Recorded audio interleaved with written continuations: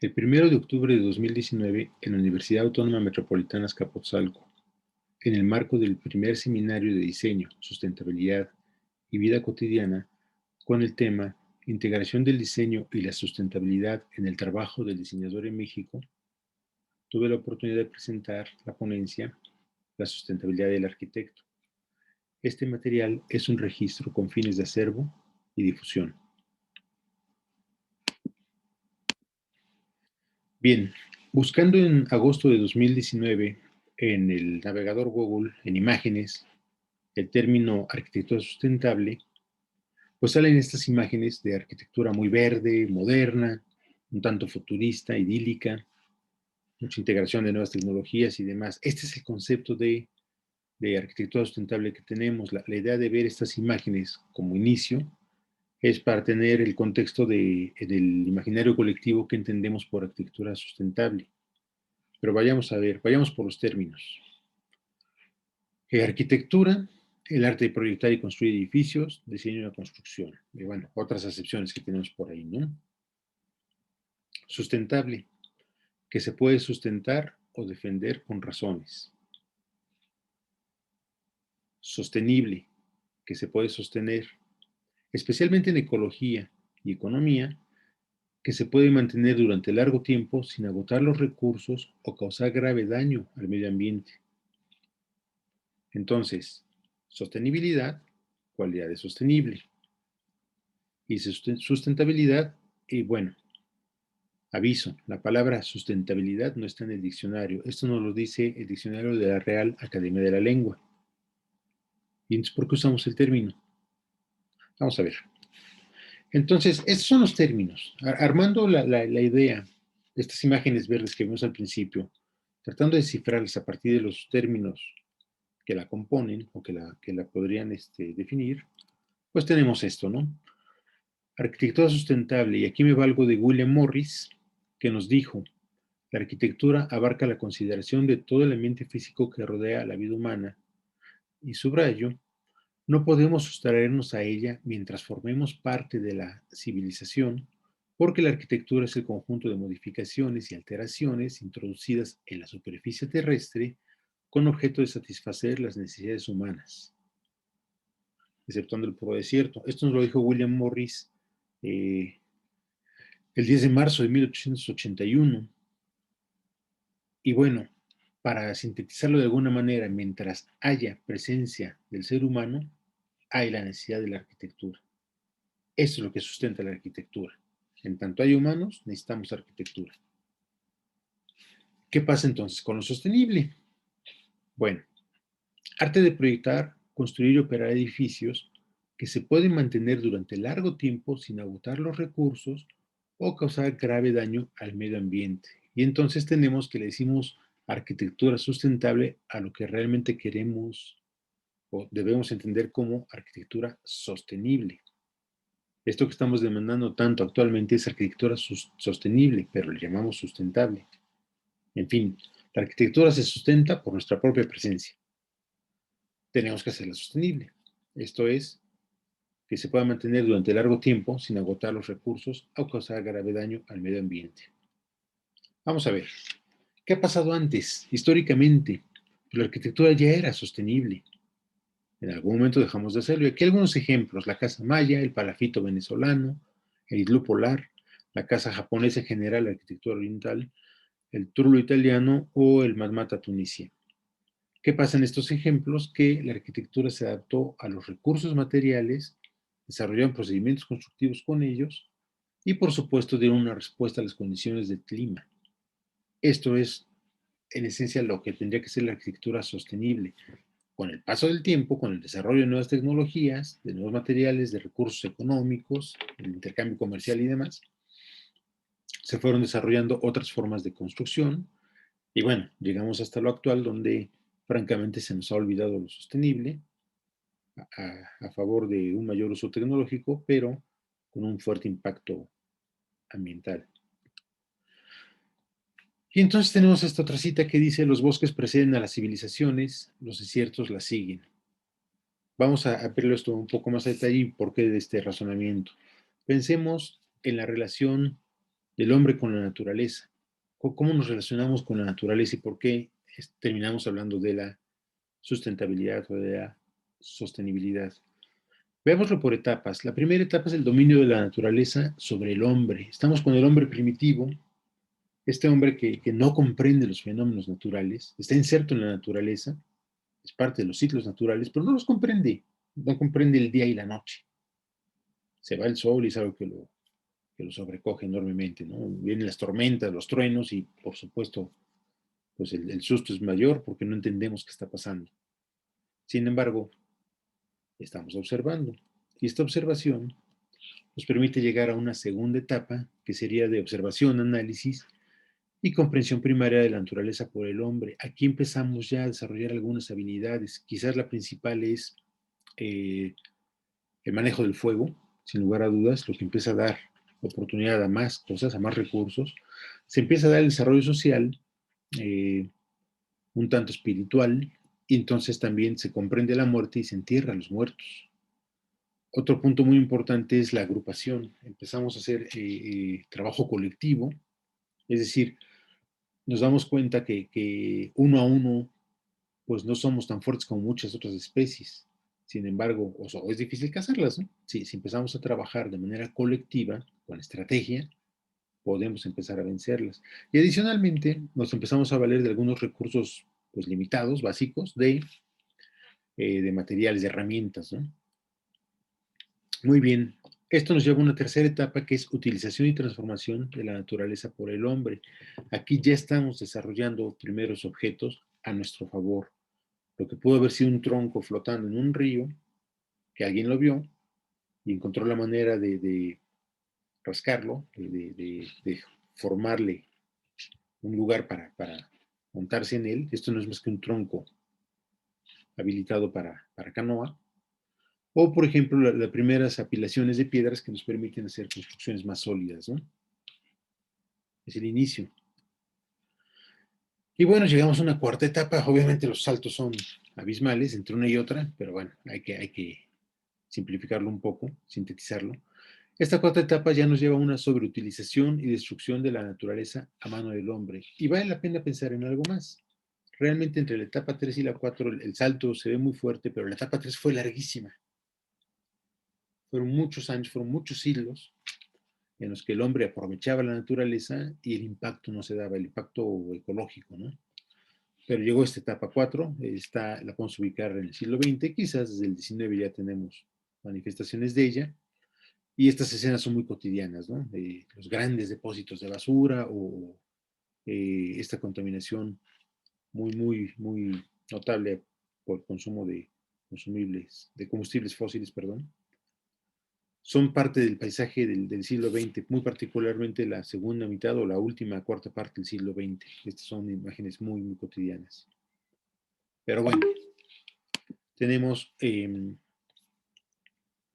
dentro de esta cuarta etapa algunos sucesos ya muy significativos. 1952, el smog en Londres, 12.000 muertos. Y es por el consumo de carbón, ¿no? El consumo excesivo de carbón se combinó con una mala dispersión del aire, se concentra el carbón por días y genera una catástrofe. Estas imágenes son diurnas y bueno, de ello dan fe las palomas que están en plena actividad. Esto es de día, pero vean el ambiente, cómo está, la poca visibilidad que hay, es por el carbón que está flotando en el aire. Por supuesto, esto se respira y genera problemas de salud, ¿no? Pero hay más.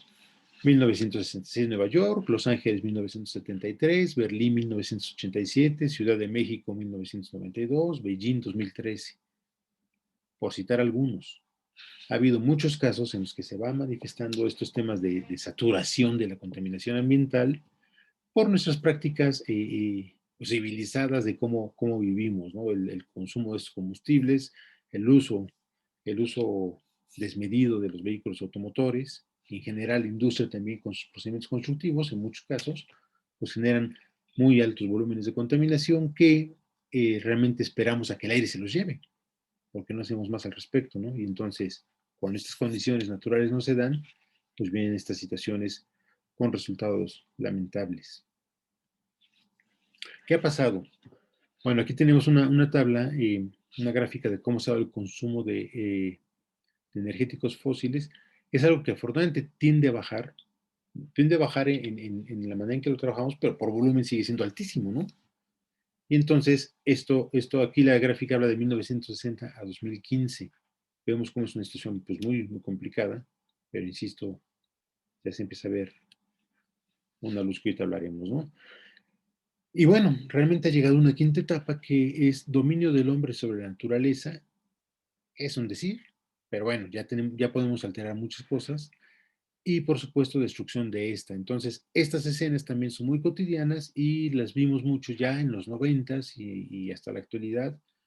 Pues vemos estas inundaciones, o estos desbordes de ríos, o las grandes sequías, o registros de temperaturas máximas año tras año, máximas históricas, ¿no?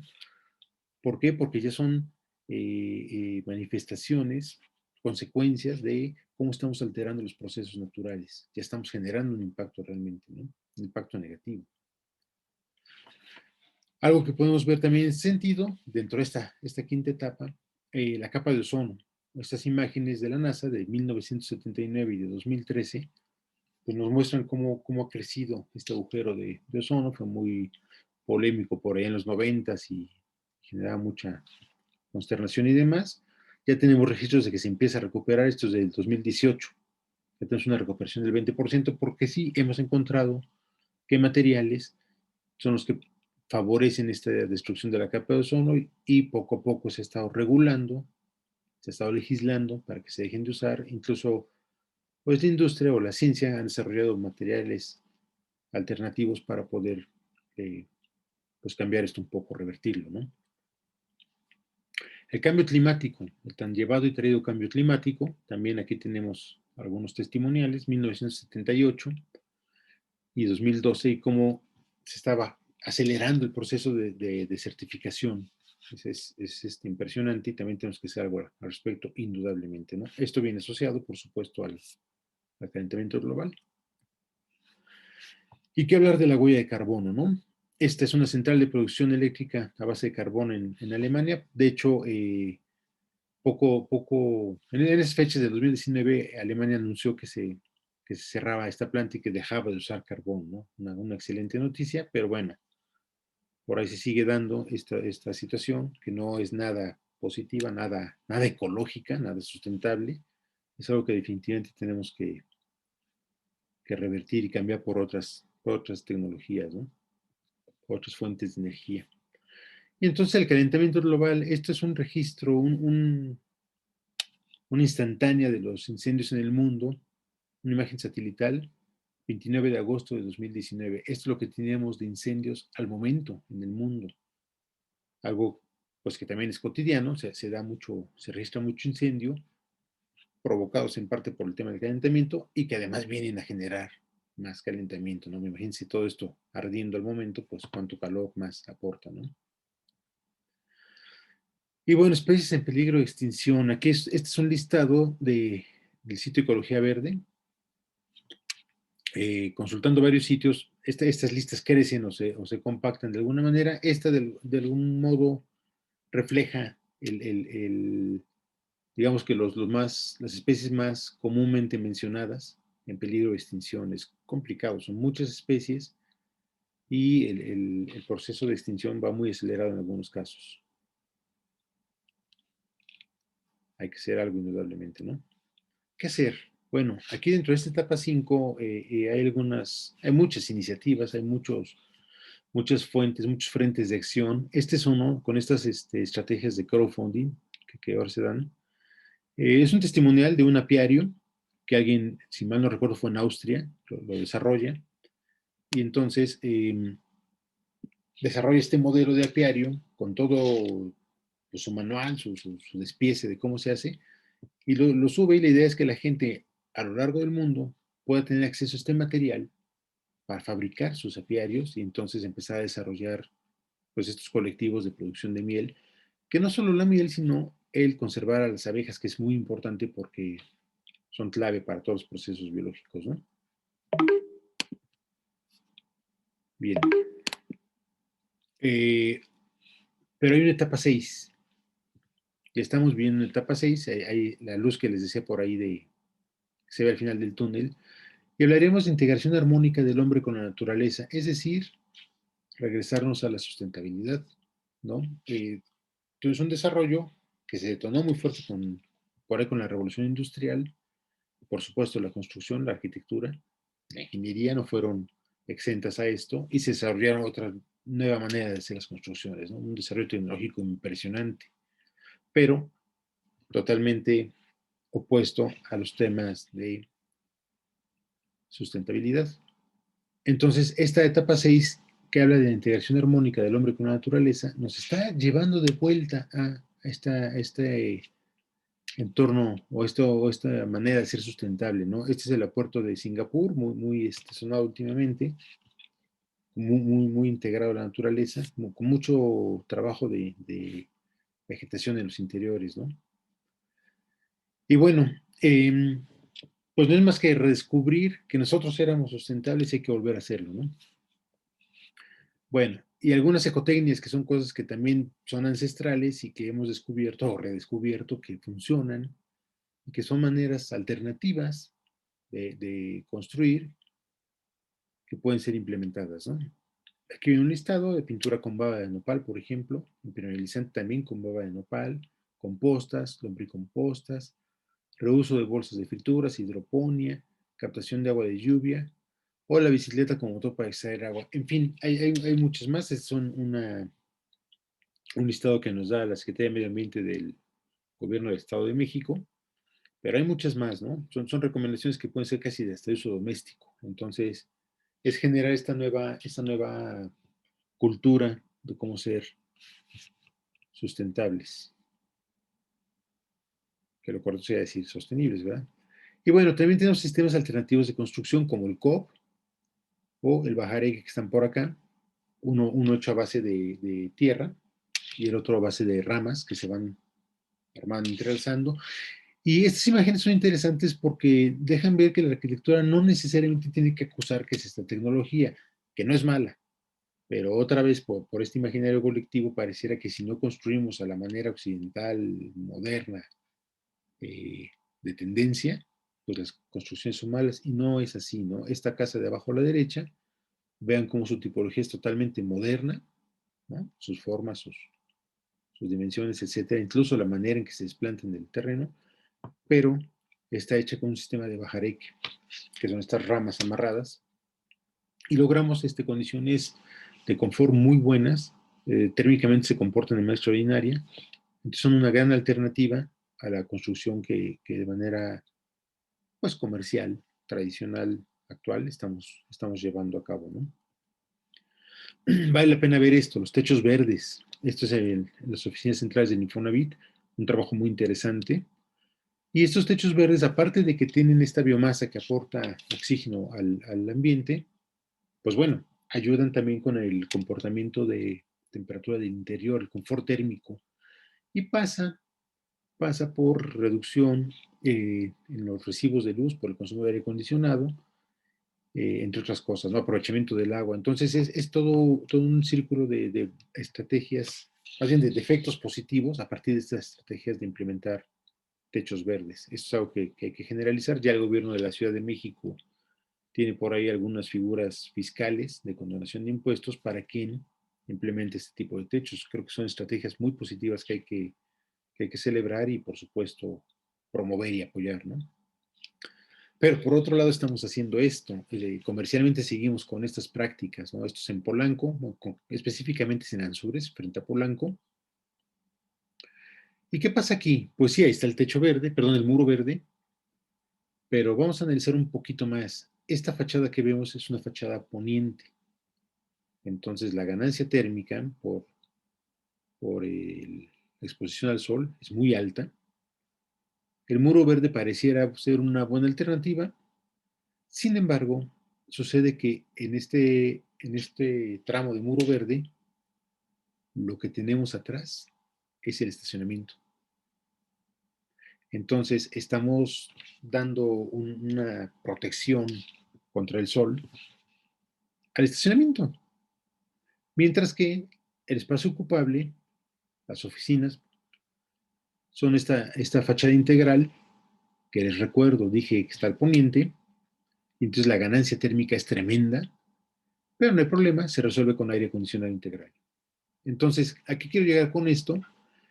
Este es un ejemplo de cómo estas estrategias verdes, de techos y muros verdes particularmente, se han vuelto una tendencia, se han vuelto una moda, se han vuelto un producto de consumo y no necesariamente son realmente eh, soluciones adecuadas. Sí funcionan, sí tienen, ya habíamos la sociedad de Infonavit, que sí funciona, y los techos verdes, perdón, los muros verdes bien ejecutados también pueden tener una función muy buena, pero no es este el caso, ¿no? Aquí evidentemente el muro verde es un elemento de venta y seguramente agregó algunos cuantos pesos o dólares al metro cuadrado rentable de las oficinas, pero en términos ecológicos o en términos de sustentabilidad, pues no tiene nada realmente. Hay que tener cuidado con estos casos, ¿no? Por otro lado, la arquitectura climática, que también pues se puede analizar todo esto, el comportamiento de los materiales, por supuesto la orientación, las condiciones de clima, para dar respuesta formal, funcional, y por supuesto, en términos de confort, pues tiene otras respuestas, ¿no? Esta casa en Mérida, Yucatán, del arquitecto Cristian Magaldi, con un desafío importante por el clima, bueno, se logra una gran altura para tener un mayor volumen de aire y un efecto que es pues extraordinario. Las habitaciones, no la vemos como tal, pero este cuadro es el muro de la habitación. Las habitaciones, por acá se verá en el plano, están adentro, digámoslo así, de una piel, que son las fachadas, en esta palizada, y entonces ahí pasa la luz, pero ya no pasa el sol, y tenemos estos pasillos que permiten la circulación del aire, y entonces estos cuartos, a pesar de ser de concreto, pues están térmicamente confortables porque además en la azotea tenemos implementado un techo verde que le da totalmente pues un colchón de confort, un colchón térmico a la vivienda. Entonces sí hay estrategias, sí hay caminos que seguir donde podemos lograr este confort o estas soluciones pues, sustentables, sostenibles, que es el término que hay que reforzar, que tenemos que usar, de manera que eh, pues tengamos una nueva cultura de cómo trabajar, ¿no? Una tendencia también que cada vez cobra más fuerza y va en este sentido, afortunadamente, son los edificios inteligentes. ¿Y por qué? Pues por todo lo que implementan, ¿no? Aquí nos valemos mucho de la tecnología. Por ejemplo, tiene sistemas de consumo eficiente para el ahorro de energía y agua. Emplea la domótica para la integración de todos los sistemas de control del edificio para centrarlos y automatizarlos. Es flexible para poder adaptarse a las nuevas tecnologías que van surgiendo, es decir, no solo el edificio está resuelto y ya quedó y así funcionará, sino que se puede ir adaptando a nuevos desarrollos tecnológicos que se van implementando, que cada vez se dan más y se está acelerando.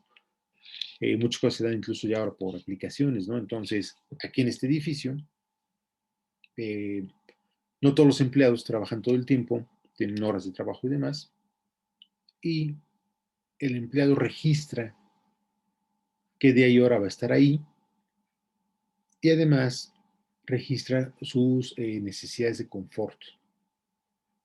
Y entonces el edificio le programa la posición de trabajo, que le va a tocar el martes en la tarde, y el edificio ya prevé que esta persona va a llegar a las 4 y se va a ir a las 7, y entonces ya le tiene listas las condiciones térmicas y lumínicas para que esta persona trabaje de manera adecuada en términos de confort.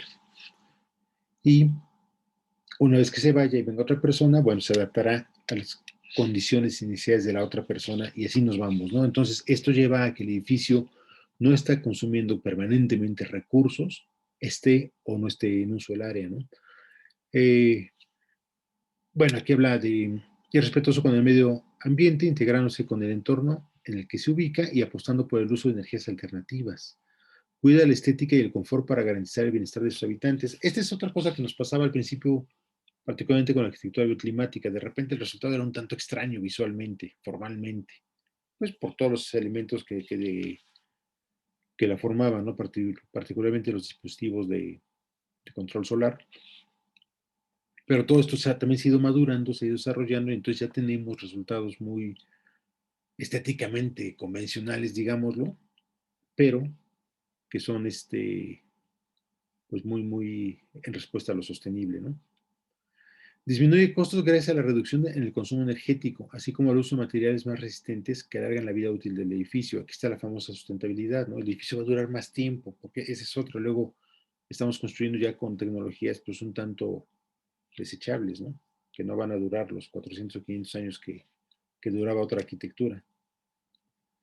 Bien, dentro de esta misma etapa 6 tenemos algo que también nos ayuda mucho a trabajarlo, que son las certificaciones. Estas certificaciones tenemos la BREEAM, que es muy común en Europa, o la LEED, que es muy común en Norteamérica, pues van calificando, certificando es el término correcto, la calidad del proyecto y la construcción. Y entonces lo están volviendo un referente también en términos de demanda del edificio, es decir, de demanda del usuario.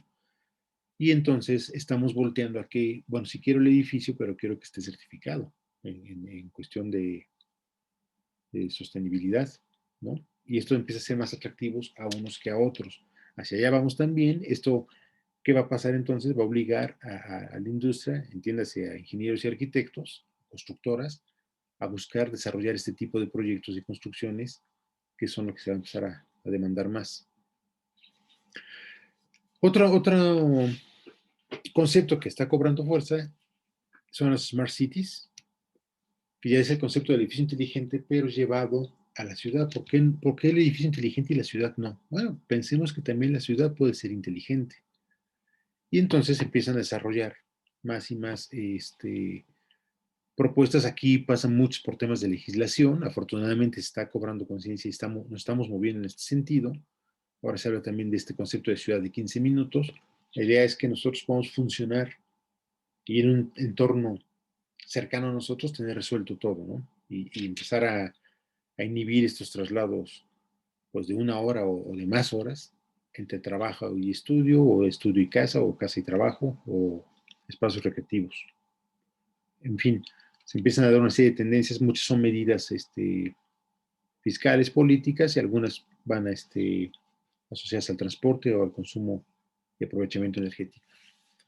Y por supuesto las tendencias, ¿no? Del cambio climático y llamados a conciencia, etcétera, que está bien, necesitamos gente que alce la voz y nos haga pensar en esto, que nos haga fijarnos en lo que está pasando.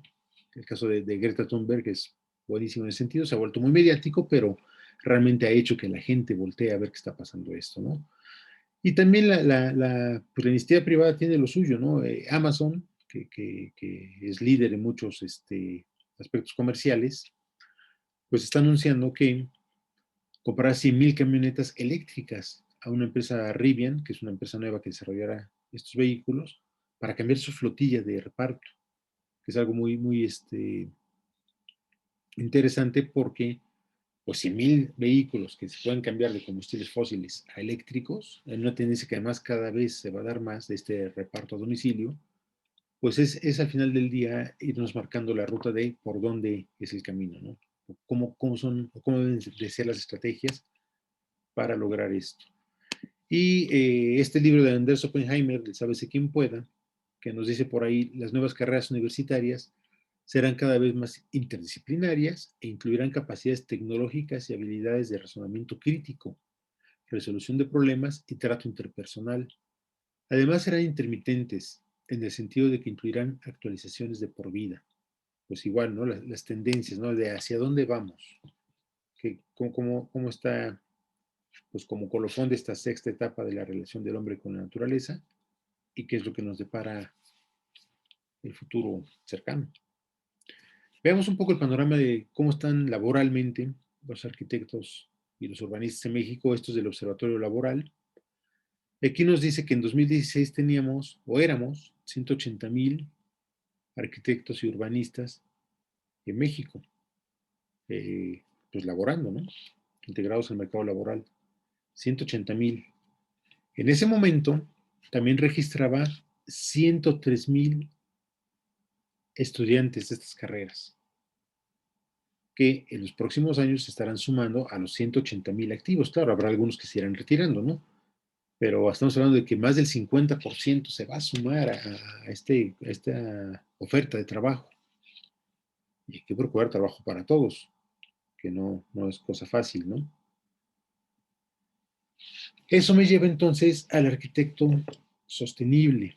Quedamos que la arquitectura es sustentable, en tanto que el hombre esté sobre el planeta, hay necesidad de arquitectura. Eso sustenta la arquitectura y, pues de pasada, déjeme decirlo, sustenta al arquitecto, porque es el que hace la arquitectura. Pero ¿qué hace que el arquitecto sea sostenible? Quedamos que el sostenible o la sostenibilidad, que no existe el término, nos habla de que perduremos a través del tiempo. ¿Cómo hacer que el arquitecto en el futuro permanezca? Porque ya Andrés Oppenheimer, no lo resalté yo ahorita, pero por ahí menciona, si lo que estás haciendo lo puede hacer una máquina, estás en problemas. Entonces, si lo que estamos haciendo como arquitectos lo hace una máquina o lo podrá hacer una máquina, estaremos en problemas. ¿Cómo ser sostenibles ante esto? Bien, me regreso a lo más básico, a los postulados iniciales, Vitruvio, que nos decía firmitas, utilitas y venústitas. La arquitectura debe ser firme, útil y bella. Eso no ha cambiado, eso no se ha perdido, eso permanece. Es el principio por el cual tenemos que empezar a hacer nuestras propuestas de arquitectura. Pero hay más. Con el tiempo se han agregado otras situaciones. No estamos ajenos a la situación económica, por supuesto el desarrollo de la ingeniería y qué pasa con la sociología. Tenemos que entender esto para saber cómo puede ser nuestra propuesta de producto arquitectónico. ¿De acuerdo? No es solo la firmeza, la utilidad o la belleza, sino que tenemos que complementarlo con la situación económica, el, el estado de la ingeniería y cómo estamos en términos sociales, sociológicos. Pero hay más.